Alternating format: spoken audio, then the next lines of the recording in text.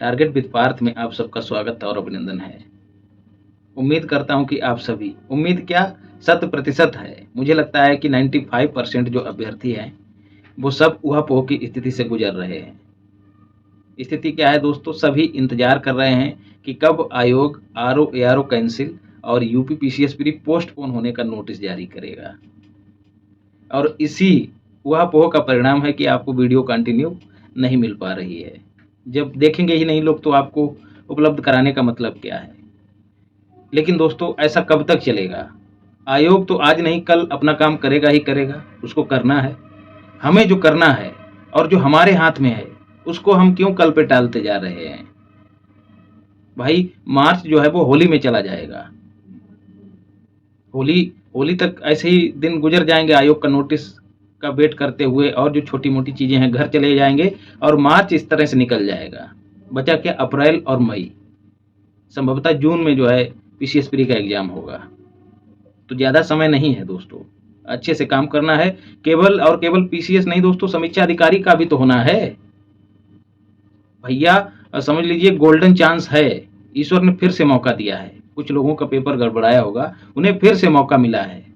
सुधार लीजिए खुद को, बदल लीजिए अपनी चीज़ों को, तो भाई फिर से लग जाइए। और अब जो है पढ़ाई शुरू ही कर दीजिए, उसी में भलाई है। अब मत सोचिए पीछे का, मत सोचिए कि आयोग क्या करेगा। हमारे यहाँ कहावत है कि ओखली में जब सिर दे दिया तो मूसल की चोट से क्या डरना। अब मूसल से नहीं डरना है, चाहे जिधर पड़े, हमको अपना काम करना है। तो इसी कड़ी में आज से चीज़ें आपको दे रहा हूँ और यूपी का बजट दे रहा हूँ। इस वित्तीय वर्ष में यूपी में जितनी भी परीक्षाएं होंगी, उन सब में यहाँ से आपको चीज़ें मिलेंगी, जितनी भी परीक्षाएं होंगी यूपी की। और एक बात और आपको बताना चाहूँगा, यकीन मानिए कि आपको कई यूनिक चीज़ें इस वीडियो में मिलेंगी। तो वीडियो को अंत तक देखिएगा, और यदि अच्छा लगे, अच्छा क्या दोस्तों, अच्छा लगेगा ही, क्योंकि चाहता तो सीधे सीधे जल्दी ही चीज़ें आपको उपलब्ध करा देता, लेकिन काम किया है तो लोगों तक शेयर ज़रूर कीजिएगा। तो चलिए शुरू करते हैं। दोस्तों, पहला सवाल, बजट को प्रस्तुत किसने किया? तो आप सब जानते हैं वित्त मंत्री जो हैं इसको प्रस्तुत करते हैं, और जो यूपी के वित्त मंत्री हैं उनका नाम है एसके खन्ना, सुरेश कुमार खन्ना। इन्होंने इसको प्रस्तुत किया। डेट भी याद रखनी है 5 फरवरी 2024 को। इसका आकार अक्सर पूछ लिया जाता है दोस्तों, तो 7.4 लाख करोड़ रुपए। कैसे याद रखना है? आप सब जानते हैं कि यूपी का जो क्षेत्रफल है वो भारत के क्षेत्रफल का 7.3% है, तो इसी के आसपास याद रखिएगा। जितना यूपी का क्षेत्रफल है उतना ही उसका बजट है, ऐसे याद रखिएगा। तो 7.3 नहीं, 7.4 लाख करोड़ याद रखिएगा। इसको इस तरह से भी याद रखिएगा, 7,36,437 करोड़ रुपए। केंद्र का कितना है दोस्तों? केंद्र का भी यहीं पे देख लेते हैं, क्योंकि अक्सर हम चीज़ों को भूल जाते हैं। तो इसका ठीक उल्टा कर देना, 4 पहले ले आना और 7 बाद में कर देना, और 7 के बाद क्या आता है? 6 और 6, तो 47.66 लाख करोड़ जो आकार है वो केंद्र के बजट का है। तो इस तरह से चीज़ों को याद रखिएगा। अगला प्रश्न अक्सर पूछ लिया जाता है कि इस बार जो बजट प्रस्तुत किया है उसमें पिछले की तुलना में कितनी वृद्धि हुई है? तो 6.7%। अब दोस्तों पूंजीगत व्यय को देखते हैं, कैपिटल एक्सपेंडिचर। पूंजीगत व्यय कितना है दोस्तों? 2 लाख करोड़ रुपए। अब समझ लेते हैं कि पूंजीगत व्यय होता क्या है। ऐसे व्यय जो संपत्ति का निर्माण करें, देश में किसी संपत्ति का निर्माण करते हैं, वो कैपिटल एक्सपेंडिचर कहे जाते हैं। जैसे सड़क हो गया, नहर, बांध, बंदरगाह, स्कूल, अस्पताल, और इसके साथ जो मोस्ट इंपॉर्टेंट है वो है दिया जाने वाला ऋण। इसे दोस्तों कैपिटल एक्सपेंडिचर में ही गिना जाता है। अक्सर लोग इसको गलत कर देते हैं, इसलिए ये मोस्ट इंपॉर्टेंट है। तो जो दिया जाने वाला ऋण रहता है वो भी पूंजीगत व्यय में ही कैलकुलेट किया जाता है, शामिल किया जाता है। अब बात करें राजस्व व्यय की, रेवेन्यू एक्सपेंडिचर की, तो वो कितना है? 5.3 लाख करोड़ रुपए। यहाँ पर एक चीज़ और स्पष्ट कर दें, जो पूंजीगत व्यय है और जो राजस्व व्यय है, ये दो मिलकर ही बजट का निर्माण करते हैं। तो इन्हीं दोनों को जब जोड़ देंगे तो आपको आकार मिल जाएगा। तो इधर 2 लाख करोड़ और इधर 5.3 लाख करोड़। यहाँ पर आपको अप्रॉक्सीमेट चीज़ें दी हैं ताकि कन्फ्यूजन ना रहे। तो जब आप जोड़ देंगे तो वही 7.4 लाख करोड़ हो जाएगा। अब समझ लेते हैं कि राजस्व व्यय क्या होता है। ऐसे व्यय जो संपत्ति का निर्माण नहीं करते लेकिन जो उपभोग के लिए किए जाते हैं, इनसे संपत्ति का निर्माण नहीं होता। जैसे कल्याणकारी योजनाएं हो गई, एक मिनट, सब्सिडी हो गई जो राज्य सब्सिडी प्रदान करते हैं, वेतन हो गया कर्मचारियों का, उनकी पेंशन हो गई, कानून व्यवस्था में जो खर्च होता है, ब्याज की अदायगी दोस्तों, ये राजस्व व्यय में गिना जाता है।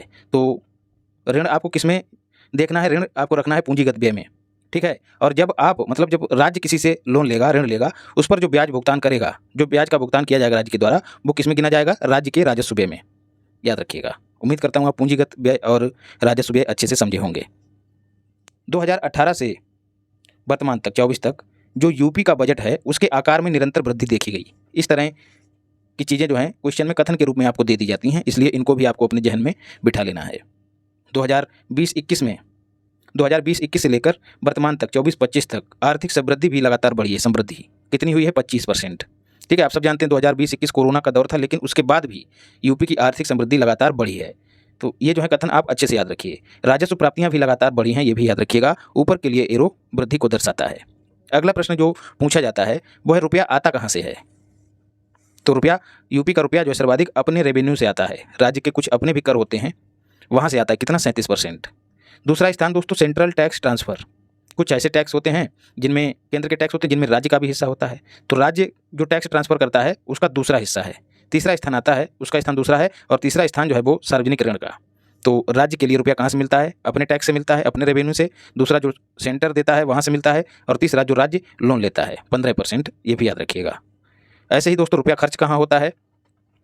पूंजीगत व्यय पहले स्थान पे है। पूंजीगत व्यय आपको मैं ऊपर ही बता चुका हूँ। उन पे कुल बजट का 21% खर्च हो जाता है। दूसरे स्थान पर कर्मचारियों का वेतन, ये मैं आपको ऊपर बताया हूँ। ये किस में जाएगा? राजस्व व्यय में। तो यदि पूछ लिया जाए कि सर्वाधिक रुपया किस पे खर्च होता है, तो पूंजीगत व्यय पे, दूसरा स्थान राजस्व व्यय पे। लेकिन यहाँ पर मदों के हिसाब से आपको याद रखना है। तो कर्मचारियों का वेतन दूसरे स्थान पे है। तीसरे स्थान पर पेंशन है दोस्तों। कितनी? 12%। तो ये 12% बजट का किस पे खर्च होता है? पेंशन पर। वैसे ही यदि केंद्रीय बजट की बात करें तो कुल बजट का 4% पेंशन पर खत्म करता है, ये भी याद रखिएगा। ऐसे ही दोस्तों यूपी सब्सिडी पर कितना खर्च करता है? 4%। वहीं केंद्र सब्सिडी पर कितना खर्च करता है? 6%। चीज़ें पास पास इसलिए लिख दी हैं ताकि आपके सारे कन्फ्यूजन दूर होते चलें।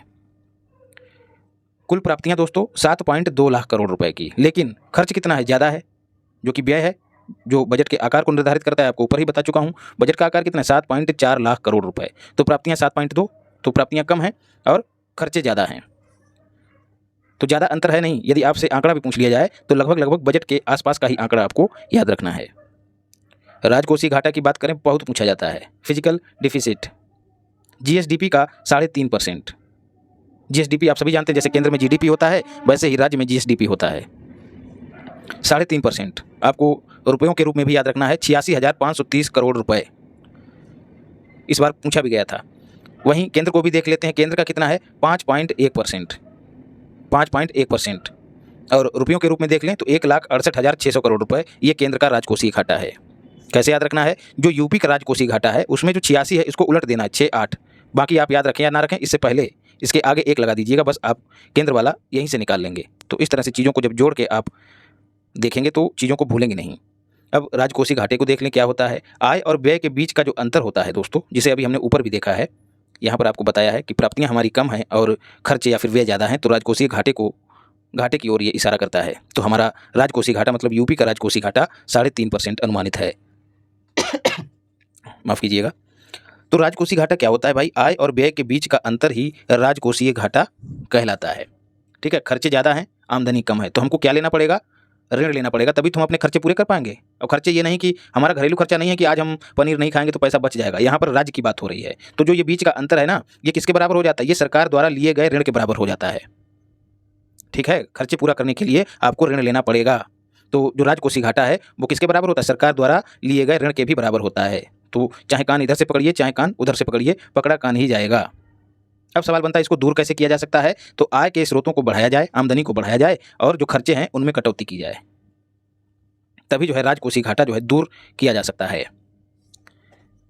राज्य पर कुल उधार, ठीक है, दूर तो एकदम नहीं किया जा सकता लेकिन कम जरूर किया जा सकता है राज्य पर। और दोस्तों ये कोई घर का खर्चा नहीं है, राजकोषीय घाटा पूरे राज्य का है। इसलिए ये नहीं कि बस कोई खर्चा काट दिया और तुरंत खत्म हो गया, नहीं, बहुत सारी जिम्मेदारियां, बहुत सारे दायित्व होते हैं।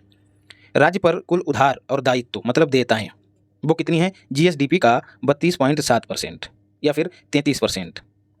ठीक है, राउंड फिगर में याद रखिएगा 33%। ये जो ऐसा वाला चिन्ह है ये लगभग की ओर इशारा करता है, इसके बराबर की ओर इशारा करता है। रुपयों में कितना है? तो 8 लाख करोड़ रुपए याद रखिएगा। तो कुल उधार कितना है? 8 लाख करोड़ रुपए या फिर जीएसडीपी का 33%। नई योजनाएं खूब पूछा जाता है, कितने रुपयों की शामिल की गई हैं? तो 24,863 करोड़ रुपए की नई योजनाएं बजट में शामिल की गई हैं। प्रदेश की नीतियां जो हैं युवा, महिला, किसान और गरीबों के उत्थान को समर्पित हैं। ये फैक्ट भी याद रखिएगा। ईज ऑफ डूइंग बिजनेस में जहां यूपी का ईज ऑफ डूइंग बिजनेस मतलब बिजनेस करने में कितनी सरलता है, उस आधार पर जो रैंकिंग जारी की गई, तो उस रैंकिंग में जहां यूपी का स्थान पहले 14वां हुआ करता था, वो अब दूसरा हो गया है और अचीवर्स की श्रेणी में इसको रखा गया है। अब सवाल बनता है कि पहला स्थान किसका है ईज ऑफ डूइंग बिजनेस? तो आंध्र प्रदेश। ANP का मतलब है आंध्र प्रदेश। MSME इकाइयों की संख्या कितनी है? तो 96 लाख। MSME आप सब जानते हैं क्या होती हैं। गरीबी से बाहर कितने लोग आए हैं? तो 6 करोड़ लोग जो हैं गरीबी से बाहर आए हैं। ये सब आंकड़े मैं आपको बहुआयामी गरीबी सूचकांक में अच्छी तरह से बता चुका हूँ। और हाँ दोस्तों, अचूक मार्ग सामग्री आपको शीघ्र ही उपलब्ध करा दूंगा।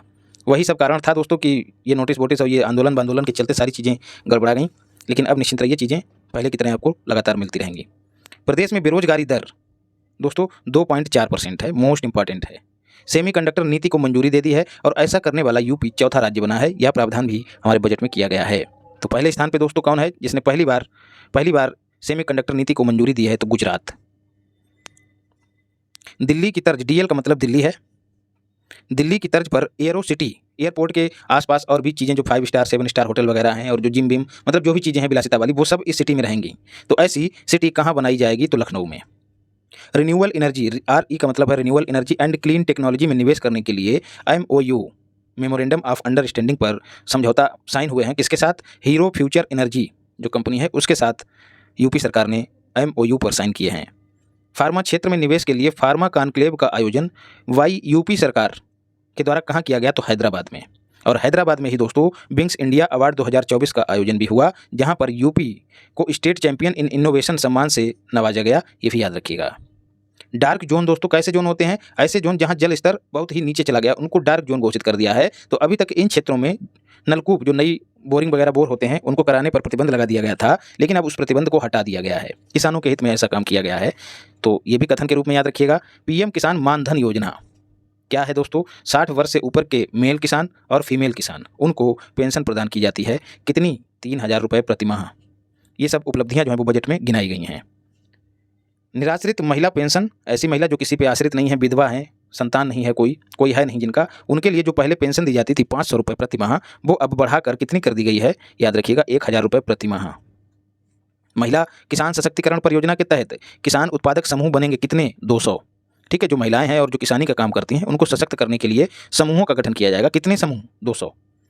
रानी LB बोले तो लक्ष्मीबाई महिला बाल सम्मान कोष, रानी लक्ष्मीबाई महिला और बाल सम्मान कोष क्या है दोस्तों? पहला क्वेश्चन, जघन्य अपराधों से जो पीड़ित महिलाएं हैं, जो बच्चियां हैं, जो बच्चे हैं, बच्चियां ही हैं दोस्तों, उनको 1 से लेकर 10 लाख रुपए तक की आर्थिक हेल्प प्रदान की जाएगी। ये इस कोष का उद्देश्य है, याद रखिएगा। 117 ब्लॉकों में मल्टीपर्पज हॉल या फिर ग्रामीण स्टेडियम बनेंगे। कितने? 124। 117 ब्लॉकों में कुल 124 ग्रामीण स्टेडियम बनाए जाएंगे। ग्राम पंचायतों में मंगल दलों का गठन किया जाएगा। ठीक है, ये दल जो हैं मेल के अलग होंगे, फीमेल के अलग होंगे। मेल के कितने हैं? 53,000 समथिंग, इतना ही याद रखिएगा, और फीमेल के 51,000। उद्देश्य क्या है? जो मेल और फीमेल युवा हैं उनको राष्ट्रीय और जो सामाजिक कार्य हैं, ठीक है, राष्ट्रीय हित के जो कार्य हैं और जो सामाजिक कार्य हैं उनकी भागीदारी को इन कामों में बढ़ावा देना इनका उद्देश्य है। मंगल दल, तो यदि पूछ लिया जाए मंगल दल क्या है तो बता दीजिएगा। मंगल मतलब मंगल कामना करने वाले, ठीक है, राष्ट्रीय हित में, समाज के हित में, ऐसे याद रखिएगा। राष्ट्रीय युवा महोत्सव का आयोजन जनवरी 2023 में हुआ। कहाँ? KNT बोले तो कर्नाटक में इसका आयोजन हुआ। और यहाँ पर जो यूपी का लोकगीत गाया गया, ठीक है, जिस टीम के द्वारा गाया गया उसको पहला स्थान प्राप्त हुआ है और ऐसा करके उसने गोल्ड जीता। ये भी याद रखिएगा। मनरेगा दोस्तों, ठीक है, आप सभी जानते हैं मनरेगा 28 करोड़ 68 लाख मानव दिवस जो हैं इसने सृजित किए हैं। ठीक है, ये केवल कैसे इसको समझना है, एक गांव के लोगों को ध्यान में रखते हुए आप इसको अच्छे से सोच सकते हैं, समझ सकते हैं। ठीक है, तो एक व्यक्ति को 100 दिन के रोजगार की गारंटी दी जाती है। तो एक गांव में जितने ज़्यादा लोग होंगे उतने ज़्यादा दिवस हो जाएंगे। तो इस तरह से सभी गाँव के जब दिवस जोड़ लिए जाएंगे तो उनकी संख्या करोड़ों में पहुंच जाएगी। ठीक है, तो इतने मानव दिवस सृजित किए गए और 33 करोड़ का लक्ष्य रखा गया है। 33 वाला आंकड़ा जरूर याद रखिएगा। अंतर्राष्ट्रीय हवाई अड्डे दोस्तों कितने हो गए हैं? 4 हो गए हैं वर्तमान में। ठीक है, चौथा कौन बना है? वाल्मीकि अंतर्राष्ट्रीय हवाई अड्डा। कहाँ है? अयोध्या जी में। ठीक है, और जो 5वां होगा कहाँ दोस्तों? जेवर में, जो कि निर्माणाधीन है। कहाँ? नोएडा में। ठीक है, तो 5AHA का मतलब अंतर्राष्ट्रीय हवाई अड्डों वाला अकेला राज्य हो जाएगा कौन? यूपी। लीड्स 2023 में यूपी को अचीवर श्रेणी में रखा गया है। लीड्स दोस्तों रैंकिंग किससे संबंधित है? लॉजिस्टिक्स, ठीक है, उससे संबंधित है। तो उसमें यूपी को अचीवर्स की श्रेणी में रखा गया है। मातृ मृत्यु दर दोस्तों 2022 का आंकड़ा है वो कितनी हो गई है, घटकर 167 प्रति लाख, 1 लाख पर 167 हो गई है। 2014 से लगातार कमी दर्ज की गई है। इस कथन को भी याद रखिएगा। ऐसे ही जो शिशु मृत्यु दर है उसका 2020 का आंकड़ा है, वो घटकर कितनी हो गई है, 38 प्रति हजार। तो याद रखिएगा, मातृ मृत्यु दर को प्रति लाख पे कैलकुलेट किया जाएगा और जो शिशु मृत्यु दर है उसको प्रति हजार पर कैलकुलेट किया जाएगा। जापानी ई का मतलब है इंसेफ्लाइटिस, उसके रोगियों की संख्या में 85% की कमी आई है और जो मौतें हो रही हैं दोस्तों उनमें 96% की कमी आई है। फ्री डायलिसिस की सुविधा दोस्तों सभी 75 जिलों में उपलब्ध होगी, कराया जाएगा, ऐसा लक्ष्य रखा गया है। और इसके साथ ही 2016 से लेकर 2023 के बीच जो हत्या के मामले हैं उनमें 43% की कमी आई है। कहाँ, हमारे उत्तर प्रदेश में, जहाँ परीक्षाओं का उत्तर पहले ही रहता है। ऑपरेशन त्रिनेत्र क्या है दोस्तों, जो सार्वजनिक स्थल हैं वहाँ पर सीसीटीवी जो कैमरे हैं उनको इंस्टॉल किया जाएगा। तो कितने इंस्टॉल किए जा चुके हैं, 8.5 लाख। तो ये संख्या छोड़ दीजिएगा, बस ऑपरेशन त्रिनेत्र इसको जरूर याद रखिएगा। यूपी में जो नगर हैं, चौराहे और जो भी भीड़ भाड़ वाले क्षेत्र हैं वहाँ पर सीसीटीवी स्थापित किए जा रहे हैं ऑपरेशन त्रिनेत्र के तहत। सेफ सिटी दोस्तों, जो फीमेल हैं, एफएस का मतलब फीमेल्स, और वरिष्ठ नागरिक, इनकी सुरक्षा को बढ़ावा देना सेफ सिटी योजना का उद्देश्य है। इसके तहत भी कैमरे ही इंस्टॉल किए जाते हैं, जैसे कोचिंग संस्थान हैं उनके बाहर या फिर स्कूलों के बाहर, जहाँ पर महिलाएं ज़्यादा एकत्र होती हैं और जो वरिष्ठ नागरिक हैं उनका आना जाना रहता है। तो ऐसी जगहों पर सेफ सिटी परियोजना के तहत कैमरे स्थापित किए जा रहे हैं और जो फीमेल्स हैं और जो वरिष्ठ नागरिक हैं उनकी सुरक्षा को बढ़ावा देने के लिए और भी कई कदम उठाए जा रहे हैं। महिला पीएसी बटालियन की संख्या यूपी में कितनी है, वर्तमान में 3 है। कहाँ कहाँ है, लखनऊ में, जीके का मतलब गोरखपुर, और तीसरा है बदायूं। तो 3 जिलों में महिला पीएसी बटालियन गठित हो गई हैं, 5 और गठित की जाएंगी। 5 अन्य का लक्ष्य जो है वो रखा गया है बजट में। तो जब ये 5 और बन जाएंगी तो टोटल 8 हो जाएंगी। यूपी स्पेशल सिक्योरिटी फोर्स, इनकी कितनी यूनिटें हैं दोस्तों, यूपी में 6। UP special security force, UP SSF, ये दोस्तों क्या है, जो स्मारक हैं, इमारतें हैं सार्वजनिक महत्व की, और जो भवन वगैरह हैं सरकार के, ठीक है, कार्यालय वगैरह हैं, उनकी सुरक्षा के लिए एक अलग से स्पेशल सिक्योरिटी फोर्स गठित की गई है। ठीक है, कारपोरेट जो है उनकी भी सुरक्षा के लिए इनका गठन किया गया है। तो कुल उनकी कितनी यूनिट हैं, 6, ऐसा बजट में बताया गया है। तो सभी आपको बता दें कि बजट उपलब्धियों और अनुमानों दोनों का मिश्रण रहता है, क्या क्या कर चुकी है सरकार और क्या करने वाली है। सभी जनपदों में साइबर क्राइम थाने जो हैं वो चालू हैं, ऐसा कहा गया है। प्रदेश में मेडिकल कॉलेजों की संख्या 65 है और इन 65 में 35 निजी हैं और जो बच्चे हैं कितने, 30 जो हैं वो राज्य सरकार के हैं, याद रखिएगा। और बनारस में दोस्तों मेडिकल कॉलेज की स्थापना के लिए बजट में 400 करोड़ रुपए का प्रावधान किया गया है। तो ये धनराशि भले भूल जाइएगा लेकिन शहर जरूर याद रखिएगा। BNS का मतलब है बनारस, मतलब वाराणसी। आयुष्मान भारत कार्यक्रम दोस्तों, इस कार्यक्रम के तहत हेल्थ और वेलनेस सेंटर स्थापित किए जाएंगे राज्य में, कितने, 1600 मोस्ट इंपॉर्टेंट है। बीडा का गठन जो है प्रस्तावित है, बजट में कहा गया कि बीडा का गठन किया जाएगा। बीडा मतलब बुंदेलखंड इंडस्ट्रियल डेवलपमेंट अथॉरिटी, जैसे गीडा है, ठीक है, Gorakhpur industrial development authority GIDA, ठीक उसी की तर्ज पर बीडा का भी गठन किया जाएगा। गीडा की फुल फॉर्म कई बार पूछी गई है, तो अब आपको बीडा भी याद रखना है।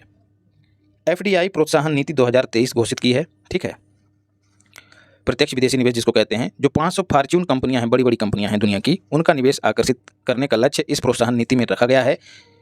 कितना निवेश कराने का लक्ष्य प्रस्तावित है, तो 250 करोड़। और ऐसी व्यवस्था करने वाला पहला राज्य कौन बना है, हमारा उत्तर प्रदेश। गंगा एक्सप्रेस वे प्रस्तावित है दोस्तों, उसके लिए प्रस्तावित क्या बन ही रहा है, उसके लिए जो धनराशि प्रस्तावित है वो कितनी है, 2057 करोड़ रुपए, याद रखिएगा। और एक बात और याद रखिएगा, गंगा एक्सप्रेस वे राज्य की योजना है, आपको याद रखना है।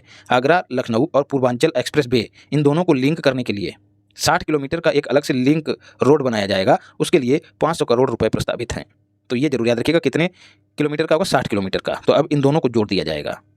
राज्य सड़क निधि से, सड़कों के लिए अलग से सड़क निधि बनाई गई है, तो राज्य सड़क निधि से सड़कों के निर्माण के लिए 250 करोड़ रुपए प्रस्तावित हैं। और सड़कों के अनुरक्षण मतलब उनकी देखभाल के लिए 250 नहीं दोस्तों, 2500 और उनकी देखरेख के लिए 3000 करोड़ रुपए का बजट में प्रावधान किया गया है।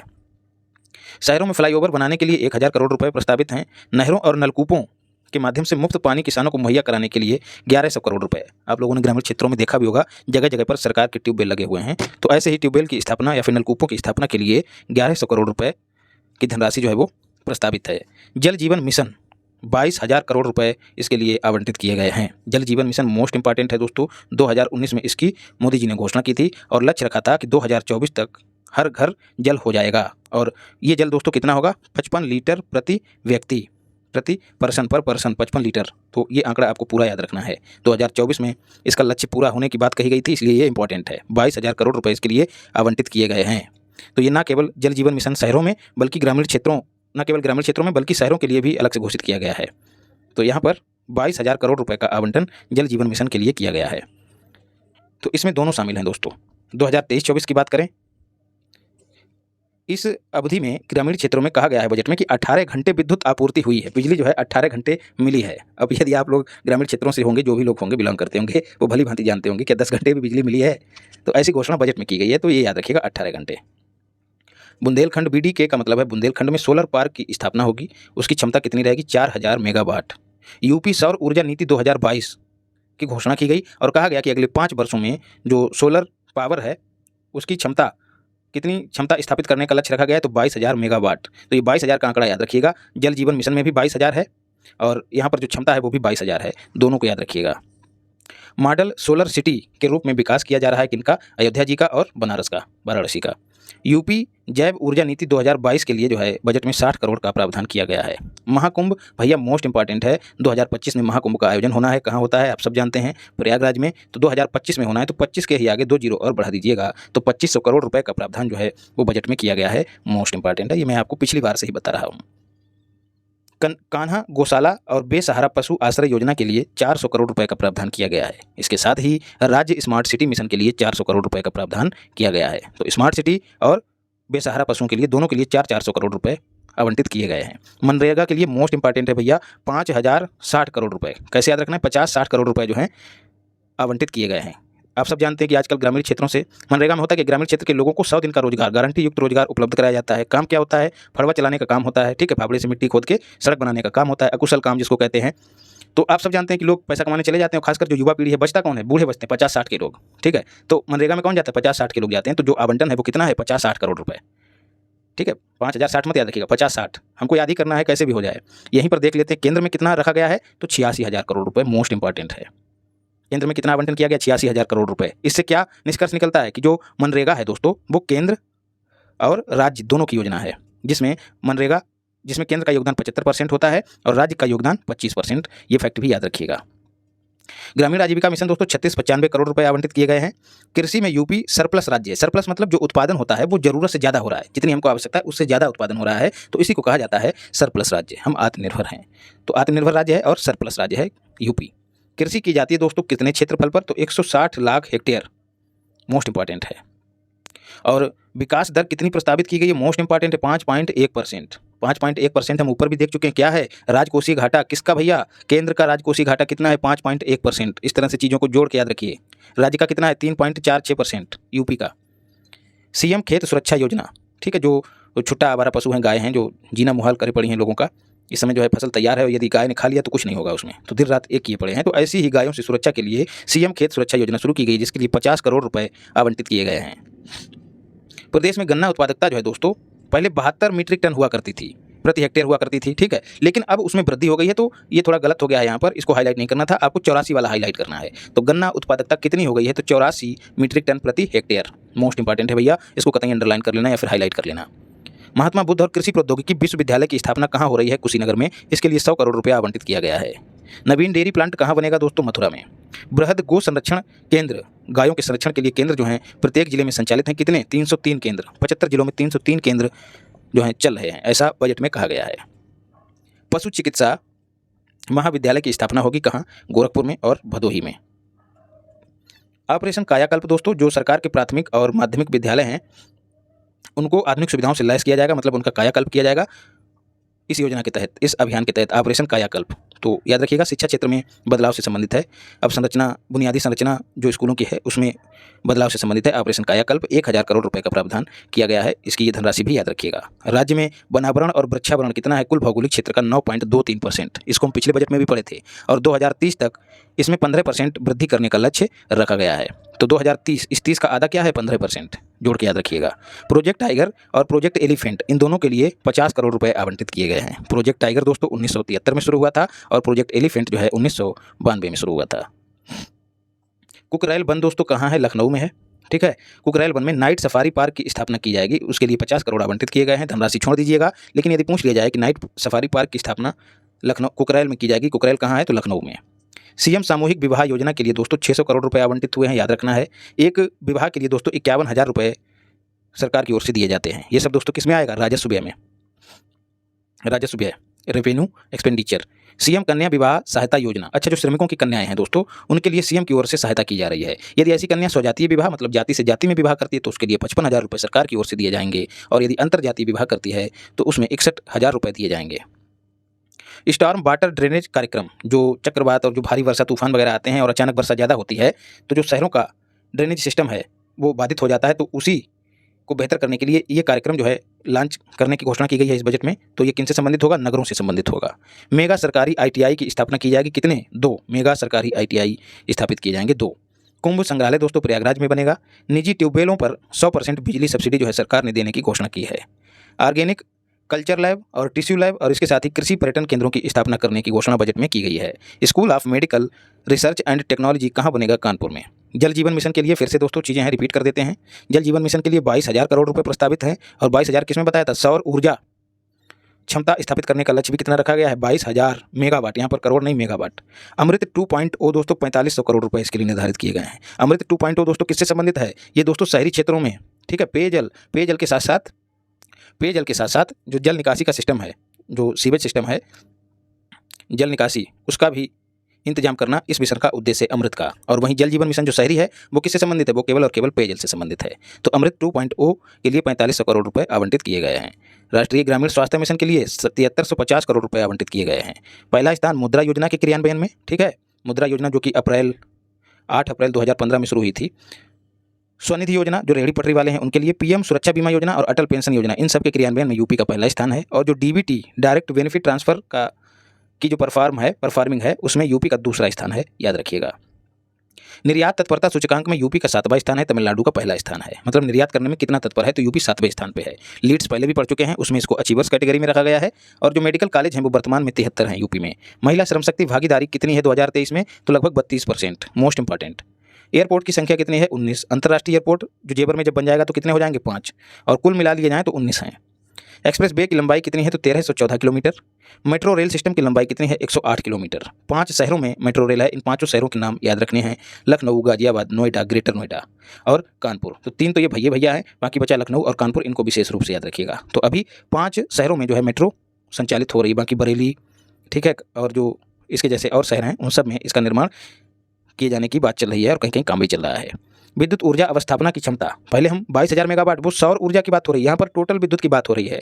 उसको कितनी क्षमता तक स्थापित करने का लक्ष्य रखा गया है? तो लगभग 30,000 मेगावाट, ठीक है। 2023 तक इतनी क्षमता जो है यूपी में स्थापित हो गई है। लक्ष्य नहीं रखा गया, इतनी है, 30,000 मेगावाट। महामारी के बाद से 14% से अधिक आर्थिक वृद्धि दर्ज की गई और अभी कितनी हो गई है? 25%। ये चीज़ मैं आपको पहले ही बता चुका हूँ। गन्ना राज्य परामर्श शुल्क, जिसको SAP भी कहते हैं, स्टेट एग्रीड प्राइज, SAP, उसमें दोस्तों कितनी बढ़ोतरी हुई है? 20 रुपये। और आपको कई बार बताया एक FRP भी होता है। जैसे अन्य फसलों के लिए MSP जारी होता है, वैसे ही गन्ने के लिए FRP जारी होता है। FRP दोस्तों फेयर रिम्यूनरेटिव प्राइस होता है दोस्तों। इसको दोस्तों कौन जारी करता है? CACP। और MSP को कौन जारी करता है? इसे भी CACP जारी करता है, commission of agriculture cost and price. दोनों को कौन जारी करता है? CACP, FRP और MSP। FRP गन्ने के लिए जारी होता है, MSP अन्य सभी फसलों के लिए जिनमें 22 फसलें शामिल होती हैं।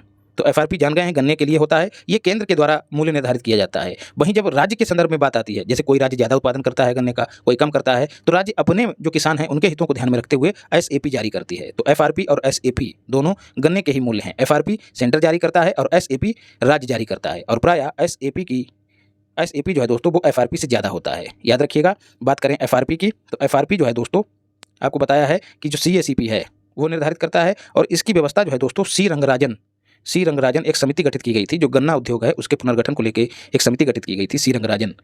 उनकी समिति की सिफारिशों पर FRP को लाया गया था, ये भी याद रखिएगा। इसके साथ ही दोस्तों जो सरकारी विभाग हैं उनमें आर्टिफिशियल इंटेलिजेंस को बढ़ावा देना भी बजट का उद्देश्य है। तो चीज़ें अच्छी लगी हो तो चैनल को सब्सक्राइब कर लीजिए। व्हाट्सएप नंबर है ये, यहाँ पर आप संपर्क कर सकते हैं। और PDF के लिए टेलीग्राम चैनल है, इसको ज्वाइन कर लीजिए और वीडियो को शेयर जरूर कीजिए। बाकी स्वस्थ रहिए, मस्त रहिए और पढ़ाई में व्यस्त रहिए। माता पिता की खूब सेवा कीजिए, एकदम समय को जाया मत होने दीजिए। नोटिस नहीं जारी हो रहा है, कोई लोड लेने की जरूरत नहीं है, तब तक कुछ और रचनात्मक काम कर लीजिए 2-3 दिन, और नहीं तो पढ़ना ही शुरू कर दीजिए। तो भाई सुधर जाइए। धन्यवाद।